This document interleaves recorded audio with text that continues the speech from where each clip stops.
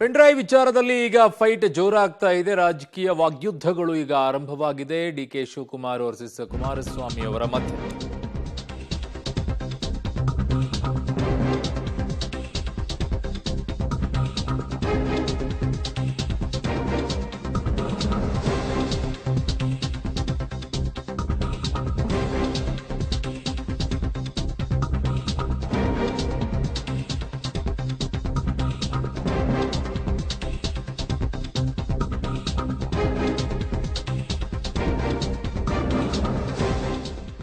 Pen drive ಕೇಸಲ್ಲಿ HDK versus DKShi ಮಧ್ಯೆ ರಾಜೀನಾಮೆ ಫೈಟ್. ಪೆನ್ಡ್ರೈವ್ ಕೇಸ್ ಹಿಂದೆ ಡಿಕೆ ಶಿವಕುಮಾರ್ ಕೈವಾಡ ಇದೆ ಅಂತ ಎಚ್ಡಿಕೆ ಆರೋಪ. ಡಿಸಿಎಂ ಸ್ಥಾನಕ್ಕೆ ಡಿಕೆ ಶಿವಕುಮಾರ್ ರಾಜೀನಾಮೆ ಕೊಡಲಿ ಅಂತ ಆಗ್ರಹಿಸಿ ಈಗ ಪ್ರತಿಭಟನೆ.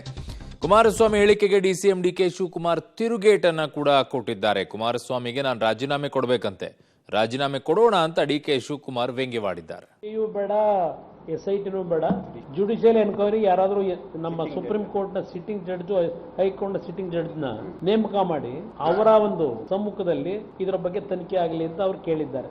ನಾನು ಇವತ್ತು ಸರ್ಕಾರಕ್ಕೆ ಡಿಮ್ಯಾಂಡ್ ಮಾಡ್ತಕ್ಕಂಥದ್ದು, ಡಿಕೆ ಶಿವಕುಮಾರ್ ಅವರ ಕಾನ್ಸ್ಪಿರಸಿ ಇರ್ತಕ್ಕಂಥದ್ದು ಎದ್ದು ಕಾಣ್ತಾ ಇದೆ. ಫಸ್ಟ್ ಡಿಕೆ ಶಿವಕುಮಾರ್ನ ಕ್ಯಾಬಿನೆಟ್ ಇಂದ ಸಸ್ಪೆಂಡ್ ಮಾಡಬೇಕು, ಡಿಸ್ಮಿಸ್ ಮಾಡಬೇಕು.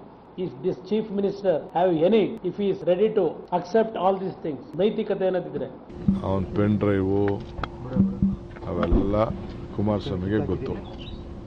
ಕುಮಾರಸ್ವಾಮಿಗೆ ಎಲ್ಲ ಕಂಪ್ಲೀಟ್ ಗೊತ್ತಿರೋಂಥ ವಿಚಾರ. ಅವನು ಯಾರೋ ಲಾಯರು ಗೀಯರು ಎಲ್ಲ ಮಾತಾಡ್ತಾ ಇದ್ದಾರೆ. ಪಾಪ ಕುಮಾರನಿಗೆ ನಂಗೆ ರಾಜೀನಾಮೆ ಬೇಕಂತೆ, ಪಾಪ ರಾಜೀನಾಮೆ ಬೇಕಂತೆ. ಅದೇನೋ ಒಕ್ಕಲರ ನಾಯಕದ ಪೈಪೋಟಿ ಅಂತೆ. ರಾಜೀನಾಮೆ ಕೊಡೋಣ ರಾಜೀನಾಮೆ, ಪಾಪ ಬೇಕಲ್ವ ಅವ್ರಿಗೆ. ಎಲ್ಲ ಒಬ್ಬರನ್ನೇ ಮುಗಿಸೋದೇ ಅಲ್ವ ಅವ್ರ ಕೆಲಸ.